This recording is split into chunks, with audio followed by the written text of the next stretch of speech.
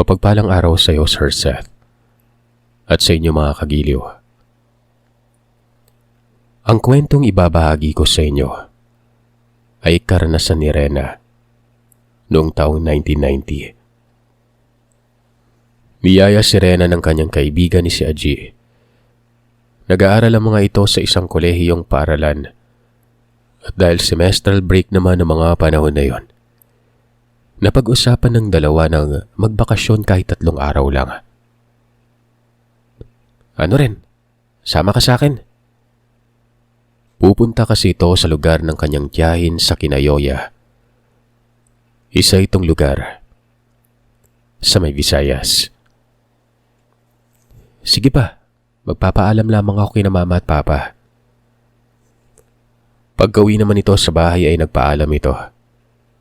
Pinayagan naman nila ito dahil tiwala naman sila sa kaibigan ng anak.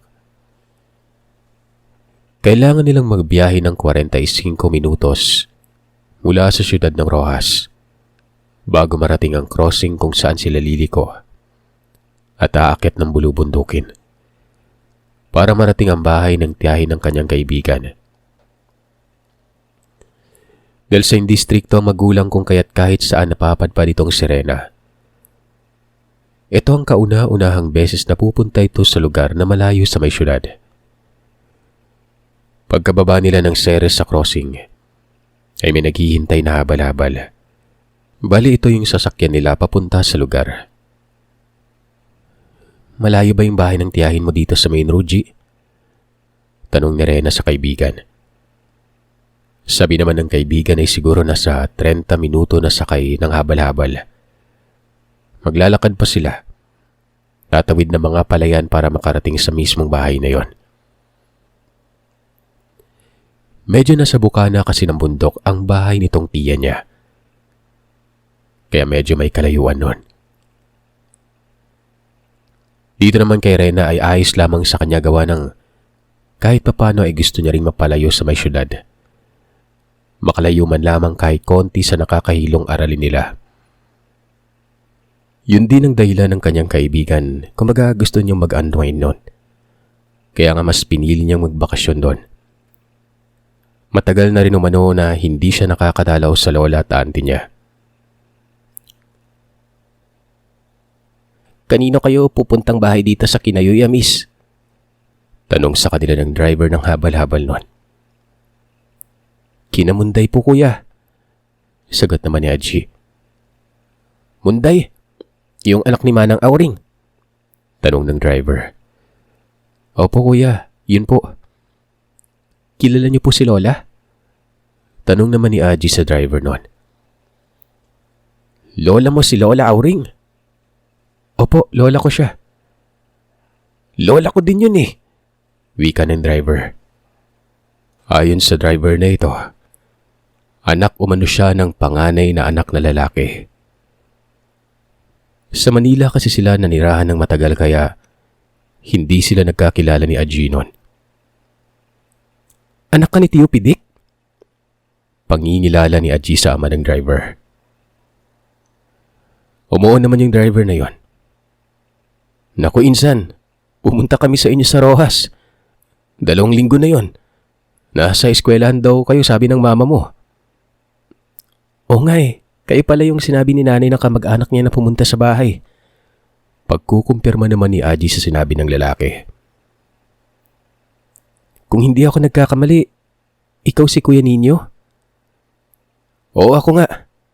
Ikaw si Aji, no? Pagkatapos magkakilalahan bilang magpinsan nun, ipinakilala ni Aji si Rena dito. Binati naman ito, sabay ngiti lang. Tanging ngiti lamang din naman ang naiganti ni Rena dahil hindi din naman niya pwedeng kamayan ng lalaki dahil nagmamaneho ito ng habal-habal. Madaming napag-usapan ng magpinsan at paminsan-minsan ay kinakausap din ng mga ito si Rena. At nang sinabi nila na magbabakasyon sila sa lugar ng 3 araw, lumiwanag ang mukha ni Ninyo nun. Ganon, makikilala pa pala kita ng maayos, Rena. Pinamulahan naman ng mukha si Rena sa sinabi ng binata. Abay, mukhang babalik yung kaibigan ko sa Rojas nang hindi na single ah. Pagbibirong wika ni Aji noon. Nagsitawanan silang tatlo habang nagbabiyahe. Hanggang sa makarating na sila sa kanilang babaan kung saan may maliit na tindahan. Meron pa nga silang napapansin na nakatambay na matanda noon. Tanghaling tapat yon. Dahil medyo tanghali na nang umalis sila sa may syudad. Kung kaya't saktong tanghaling tapat na nang makarating sila sa lugar na ito.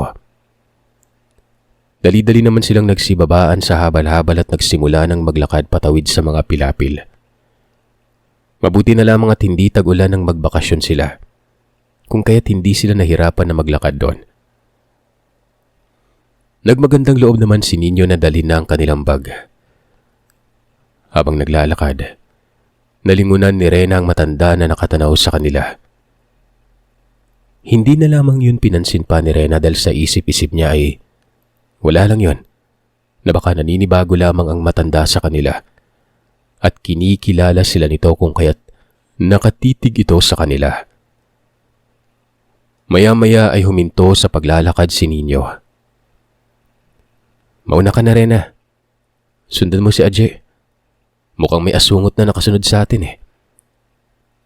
Ha? Nagtatakang tanong ni Rena dito kay Nino.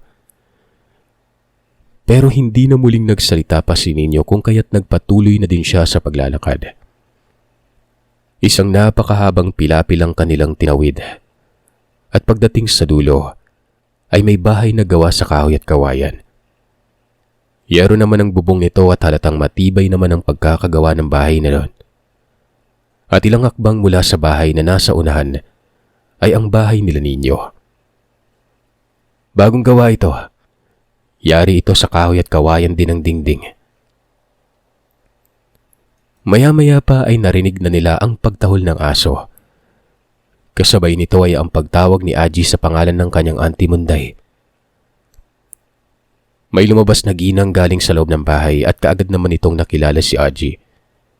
Kung kaya't sinalubong na sila nito. Tuwang-tuwa ang tiya ni Aji na makita nito ang pamangkin. Kung kaya't kaagad nitong tinawag ang lola ni Aji na si Lola Auring. Kaagad naman siyang ipinakilala ng kaibigan sa tiyahin at lola. At mainit naman ang pagtanggap ng mga ito sa kanya. Nako, itong si Nino palang nasakyan ninyo. Kilala mo na ba ang mga ito na pamangkin ha? Tanong ito kay Nino. Oo tiya, nagkakilala kami habang nasa daan. Sa kabilang bahay naman ay lumabas ang tatay ni Nino na si Pidek at ang nanay nitong si Vilma. Kaagad naman silang ipinakilala ng mga ito sa kanila. Sabay-sabay na silang lahat na magtanghalian ng araw na yon. Nako Aji, itong pinsan mong si Nino, walang balak na bumalik sa Manila. Pakikipag-usap na ng tiyo Pidek sa pamangkin niya. Ewan ba, at nawiwili na dito. Wika ng ama nito. Tay naman, alam mo naman kung gaano ko kagustong mamuhay dito sa probinsya, di ba? Hayaan mo na yung bata at naghahanap buhay naman, di ba? Abay masipag naman magbiyahe ng habal-habal ah. Pagtatanggol dito ng auntie Munday ni Aji. At ayaw din talagang pumayag ni Lola na babalik pa ako ng Manila, di ba lah? Paglalambing naman ni Nino sa lola niya. Ano pa nga ba? Sagot naman dito ng matanda noon. Maganda ang naging impresyon ni Rena sa pamilya ni Aji. Napakabait na mga ito. Maya-maya pa ay may naamoy silang tiyangaw. Isa po itong uri ng insekto na napakabaho. Alam yan ng mga taga-probinsya. Ang sabi-sabi nila doon, kapag may amoy ng tiyangaw o mano, merong mga kung anong nilalang sa paligid. Nako, sumunod talaga yung asungot na yun ah. Naibulalas ni Nino. Sinong asungot? Tanong naman ng kanyang ama noon. Sino pa nga batay yung matanda na palaging nakatambay sa may tindahan. Yung laging pinapaiwasan sa akin ni Lola. Sunod na sunod yung tanong nung kanina. Pinauna ko na nga lang si Rena eh. Pag-ikwento pa dito ng binata. Dahil doon ay napatayo ang matandang si Lola Auring. Kagad itong pumunta sa may kusina at kumuha ng isang pising na luya. Binalatan ito. Inihip-ihipan habang parang may binubulong. Saka ito lumapit kay Rena at hinipan ang ulo nito gamit ang luya na kung tawagin sa kanila ay taihop. Kailangan mo ng ganito, iha. Bago ka lang kasi dito sa lugar. Baka mamaya pagdiskitahan ka ng mga kung sino-sino dyan sa tabi-tabi. Mahirap na. Ikaw at ang apo kong si Aji. Tumango na lamang si Rena ng pagsasang-ayon sa ginawa ng matanda. Pati ang mga pulso ni Rena ay hinaplasan ni Lola Auring ng luya. At saka pa lamang sila nagpatuloy ng kanilang pananghalian. Nako, makikiramdam tayo mamayang gabi. Mukhang kung nasundan ka nga parang napagdiskitahan ka nun. Wika nito kay Rina. May masama po bang mangyari sa akin, Lola? Hanggat dito ka sa poder namin ay walang masamang mangyari sa'yo. Ganyan talaga unang punta mo dito. Dayo ka at maitsura ka pa. Idagdag mo pa yung pagiging maputi mo. Wika ng matanda. May tsura naman kasi talaga yung sirene. Diretsyong papuri naman dito ni Ninyo. Kaya muli na namang namula ang pisngi ni Rena. Yumuko na lamang ito habang kumakain na naging sanhi naman para kantsawan sila ng mga kamag-anak ni Ajinon. Naku, alam mo ba Rena? Itong anak kong si Nino. Bihira lang ito kung pumuri sa babae. Nabibilang ko yun sa daliri ko. Sabi ng tatay ni Reno noon. Kung kaya't napangiti na lamang din si Rena. Natapos ang kanilang panangalian ng masaya at punong-puno ng kwentuhan. Kung kaya't sa konting panahon ay napalagay na ang loob ni Rena sa pamilya ni Aji. At si Nino naman ay hindi na nagbiyahe ng hapon na yon. Sinamahan na lamang muna sila nito at nagpaakyat sila ng buko na ginawa nilang kulabo. Ito yung malambot na buko at tubig nito na nilagyan ng gatas at asukal at maraming yelo. Para itong palamig na napakasarap, Sir Seth. Kung kaya't nag-enjoy talaga si Rena ng hapon na yon.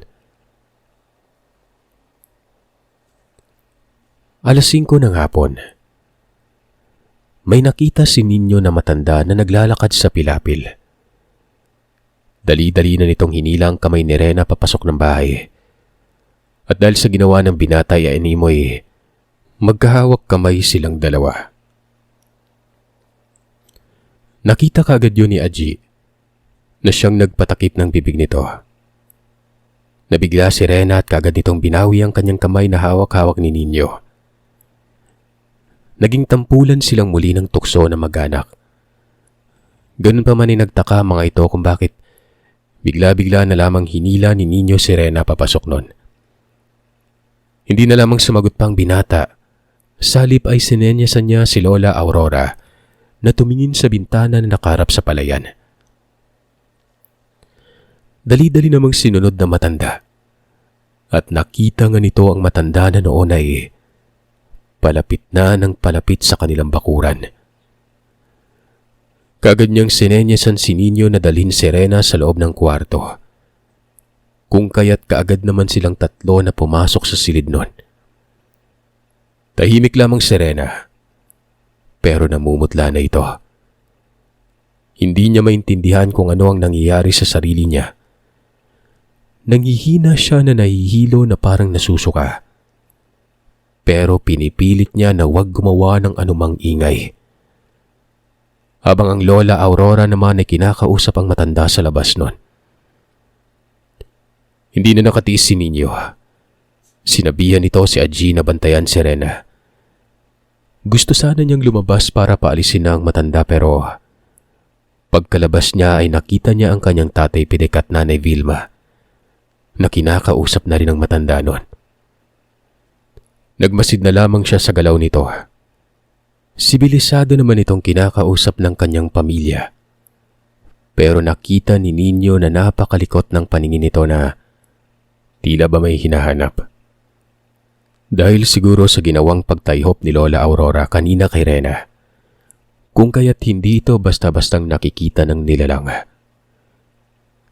Maya-maya pa ay nagpaalam nang umalis itong matanda sabay pahabol ng, "Huwag niyo na yang itago.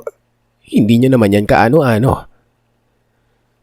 Akmang sasagutin na sana ito ng Tatay Pidik pero hinawakan na ni Lola Aurora ang braso nito kung kaya't hindi na ito sumagot pa.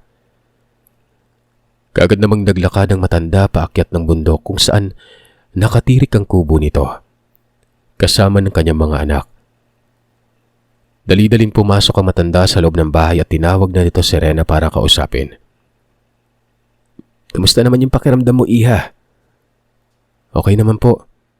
Medyo nahilo lang ako kanina. "Ay, ewan ko ba dito sa mga taga rito?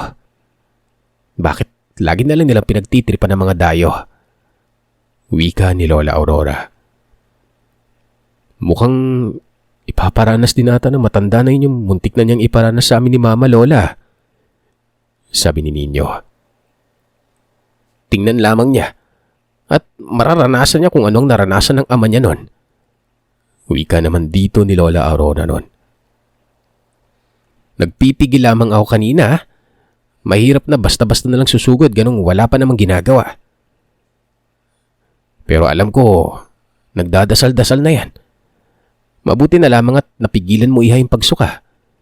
Ibig sabihin, umubra ang tayop ko sa'yo kanina at mataas din ang dungan mo." "Totoo ba yung aswang, Lola?" Tanong naman ni Aji noon. Nakita mo naman siguro kung paano namutla tong kaibigan mo, Apo, di ba? Ikaw hindi ka nun kayang galawin dahil sanggol ka pa lamang ay tinaasan ko na yung dungan mo. Alam niyang kadugo din kita. Ganun din ito kay Ninyo at sa Tita Vilma mo. Hindi niya magalaw-galaw ang dalawa dahil alam niyang membro na ito ng ating pamilya. Pero dito kay Rena, abay, gigil na gigil. Lalo na't alam niyang hindi natin kadugo o kapamilya kung kaya't napaka-porsigido." Maya-maya pa, pumasok na ang Tatay Pidik na may dalang maraming dahon ng badyang. Isinalang ito sandali ni Lola Aurora sa apoy. Pagkatapos ay hinaplusan niyon ng asin. Hinaplusan din ng luya ang bawat linya ng dahon na yon. Pagkatapos ay dinala niya ang mga ito sa silong at nilagyan nito ng dahon kung saan naroroon ang pwesto na nalalatagan ng kutsyon. Higaan naman ito ni Rena at Aji. Sinabihan din ng matanda ang mag-inang Vilma at Ninyo na samahan ng dalawang dalaga sa may silid. 6:30 pa lamang ng gabi. Kumain na ng hapunan ng mga anak. Wala pang linya ng kuryente ang kanyang lugar ng mga pagkakataon na ito. Napasarap naman ang hapunan ng mag-anak. Kumatay sila ng native na manok at binakol nila yon. Isang masarap at masayang salo-salo ang pinagsaluhan ng mag-anak nung gabing yon. Serena noon ay unti-unti nang naging madaldal. Napalagay na ang kanyang loob sa mga kamag-anak ni Aji dahil napakamaalaga ng mga ito. Ganon din si Ninyo na animoy naging instant yaya niya ito. "Lola, maraming salamat po ah. Hindi niyo ako pinapabayaan. Ikaw at yung pamilya mo po. Lalo na ikaw, Ninyo." Sabay tingin kay Ninyo saglit noon. Kaagad din na muling bumaba ng tingin.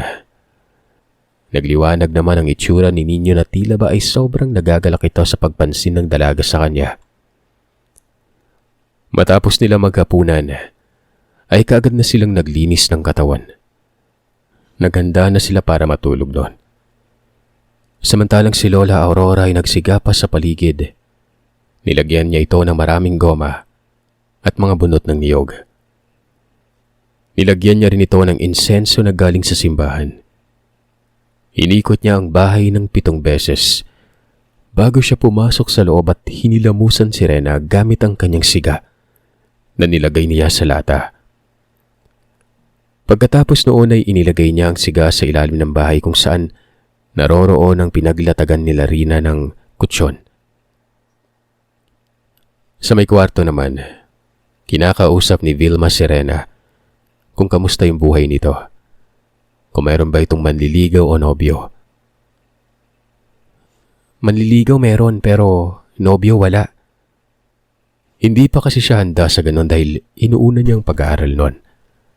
At si Aji ang saksi ng kanyang sinabi dahil magkaibigan sila mula unang baitang sa high school hanggang college.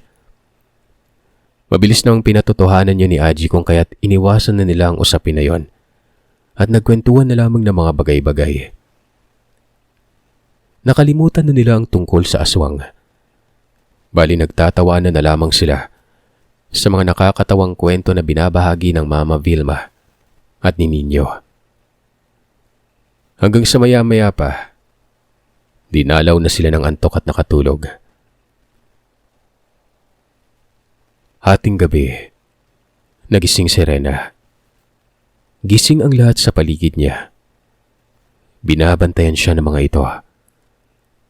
Tila ba umiikot ang kanyang paningin at giniginaw siya sa lamig pero maagap si Aji na pinupunasan siya nito ng maligamgam na tubig. At si Aling Vilma naman ang umaayos ng kanyang kumot. Maya-maya ay narinig niya ang boses ni Lola Aurora na may nakasagutan nito sa labas ng bahay. Kasama nito ang auntie Munday ni Aji at si Nino. Ang uncle pitik naman ni Aji ay nasa likod at nag-aayos ng siga. Habang nagsasaboy ng abo na may asin sa likod, may naririnig siyang huni ng ibon na nakakakilabot. Lumalakas at humihina ang tunog nito. Kapag lumalakas ang tunog ay nababawasan ng kanyang takot pero kapag mahina naman ay doon naninindig ang kanyang balahibo. Pakiramdam niya ay bumubulong ang tunog na yon sa kanyang tenga. Hanggang sa sumapit na lamang ang madaling araw. Saka pa lamang nawala ang mga huni ng ibon na kanyang naririnig nun. At doon pa lamang din guminhawa ang kanyang pakiramdam. Unti-unti na siyang pinagpawisan at nakaramdam ng matinding uhaw kung kaya't mabilis na kumuha si Nino ng tubig at ipinainom ito sa dalaga.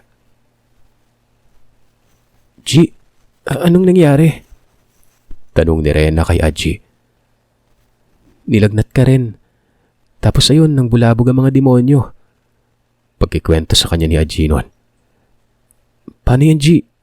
Uuwi na lang ba tayo sa syudad? Gusto mo na bang umuwi? Ayaw mo na ba dito? Sunod-sunod na tanong ni Aji sa kaibigan. Gusto. Nag-i-enjoy nga ako dito eh. Matapat naman na sagot ni Rena sa kaibigan. Yun naman pala eh, bakit ka uuwi? Naging tanong dito ni Nino. Nakakaabala kasi ako sa inyo eh. Doon na sumagot si Lola Aurora ng, Nako iha, hindi ka abala sa bahay na ito. Bukas ay gumala kayo at mamasyal sa paligid. Ako ang bahala sa pananatili mo dito. Walang masamang mangyari sa'yo. Kung meron mang magtatangka sa'yo, abay, dumaan muna siya sa mga kamay ko. Dahil doon ay ngumiti na lamang si Rena at nagpasalamat nun. Bumalik na rin sila sa pagtulog. Mataas ng araw nang magising si Rena at Aji. Nagulat naman si Rena nang pagmulat niya ng kanyang mga mata. Maamong mukha ni Nino ang bumungad sa kanya. Pinakiramdaman niya ang kanyang sarili. Wala naman siyang nararamdaman na kung anong mali. Balot naman siya ng kumot kung kaya't nakakasigurado naman siyang walang masamang nangyari noon. Kagad naman siyang bumangon at pumunta sa kusina para maghilamos ng mukha at magsipilyo. Sa labas ay nakita niya ang pamilya na nakaupo sa may papag na nasa ilalim ng puno ng star apple. Nagkakape ang mga ito. Kagad siyang sumunod sa mga ito at nakisalo na rin sa pag-inom ng kape habang kumakain ng saging na nilupak. Noon lamang siya nakatikim ng ganon kasarap na nilupak na saging kung kaya't busog na busog siya ng umagang yon. Kinamusta naman siya ni Lola Aurora. Sumagot naman siya na okay naman ito. Napasarap naman umano ang tulog niya. Mamaya dadaling kayo ng auntie Munday mo sa talon ha. Maganda doon. Siguradong magugustuhan mong maligo doon. Talaga po Lola. Gusto ko po yan. Excited naman na sagot dito ni Reyna. Maya-maya pa ay lumabas na si Nino at Aji. Sa wakas, makakaalis na din. Nagising na kayo eh. Wika ng Auntie Munday ng dalawa. Nagalmusal na sina Adji at Nino at pagkatapos ay gumayak na sila para pumunta sa talon. Mula sa bahay nila ay kailangan nilang maglakad papuntang bundok at sa daan papunta sa talon ay madadaanan nila ang kubo ng matandang aswang. Kaya medyo kinakabahan si Rena noon. Nang malapit na silang tumabi sa bahay ng matanda, nakita nila itong bumaba ng hagdan kung kaya't dali-daling lumapit si Nino kay Rena at kaagad na inakbayan ng dalaga. Parang magkasintahan silang dalawa. Gusto sana silang tuksoy ng tiyo pidik ni Adji pero nakita din ito ang matanda kung kaya't hinayaan na lamang nilang dalawa nun. Siguro gustong ipamukha ni Nino sa matanda na hindi iba sa kanila si Rena. Kumbaga parang kasintahan niya ito. Nakasunod naman sa kanila ang masamang tingin ng matanda na animoy. Kung pwede lang, parang susunggaban na nito ang dalaga. Makalipas ang halos isang oras na paglalakad ay narating nila ang talon. Tuwang-tuwa si Rena sa ganda ng lugar. Nakakaakit ang linaw ng tubig na sobrang sarap magtampisaw doon. Sa paligid ng talon ay napakaraming puno ng bayabas na hitik sa bunga, na siyang lalong nagpasigla kay Rena. Animoy walang mali siya na hinila ito sa kamay si Nino para samahan siyang manguha ng bayabas nun. Ang kanilang Auntie Munday at mga magulang ni Nino ay tuwang-tuwa din sa lugar. Masaya silang nagtampisaw at nanguha ng bayabas sa lugar ng araw na yon. Walang ano-ano. Napatingin si Rena sa itaas ng talon. Mula doon sa itaas na bahagi, nakita niya ang matanda na direktang nakatingin sa kanya. Natakot siya noon, kung kaya't napayakap siya sa kanyang tiya Munday. Kagad naman siyang nilapitan nila Nino at inakay na siya ng binata para makaahon na sa paligo. Nagyaya na itong umuwi dahil sa pagpapakita ng matanda sa talon. Hindi siya iniwan ng binata sa paglalakad nila pauwi. Lagi na itong nakaalalay sa kanya. Hanggang sa makauwi na sila sa bahay ni Lola Auring. Kagad naman siyang tiningnan ng matanda at pagkatapos nila makapagbanlaw, dali-dali itong nilapatan ng langis na may mga halamang gamot. Kinahapunan, bago pa man magtakip silim, iba't ibang huni na ng hayop ang kanilang naririnig nun. Doon ay nakaramdam ulit ng parabang lalagnatin na naman si Rena. Pero mabilis na siyang pinainom ni Lola Auring ng nilaga niyang luya na ginawa niyang salabat. Panlaban naman yun sa kung anumang masamang hangin na galing sa nilalang. Magpakatatag ka, Rena, wika ni Nino. Kaya kanya kinakaya-kaya kasi pinapakita mo na mahina ka eh. Pakatatag ka. Ipakita mo sa kanya na hindi ka basta-basta.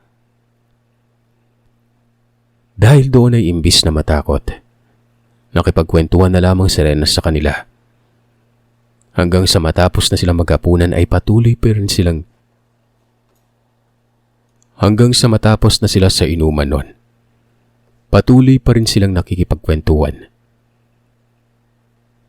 Maya-maya pa, mas lalong naging mapangahas ang tunog ng nilalang kung kaya't hinarap na ito ni Lola Auring. Nagalit na rin ang matanda dahil hindi na sila tinitigilan ito. Iwinasiwas ng matanda ang kanyang buntot pagi. Sa bawat pagwasiwas nito ng pagi ay nakikita nila ang malaking ibon na umiiwas at muli ay sumasalakay kay Lola Auring. Makailang beses pa nitong iwinasiwas ang buntot ng pagi nang may matamaan itong nilalang. Malakas ang paghiyaw ng ibon na ito, na tila ba tinig ng tao na matinis. Muli itong sumugod kay Lola Auring kung kaya't muli niyang iwinasiwas ang kanyang latigo. Natamaan itong nilalang at sa pagwasiwas pa nitong muli ay kaagad itong natamaan sa buntot. Sa paglipad nito ay kaganitong bumulusok pa ibaba.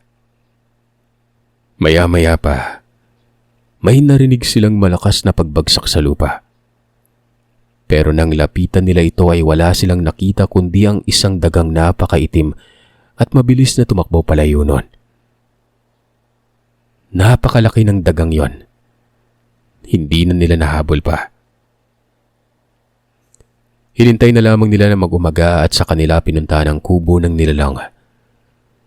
Pagdating nila sa kubo ay wala na silang naabutan doon ni anino ng nilalang kung kaya't sinunog na lamang nila ang kubo nito at hinintay na matupok yun ang apoy bago umuwi.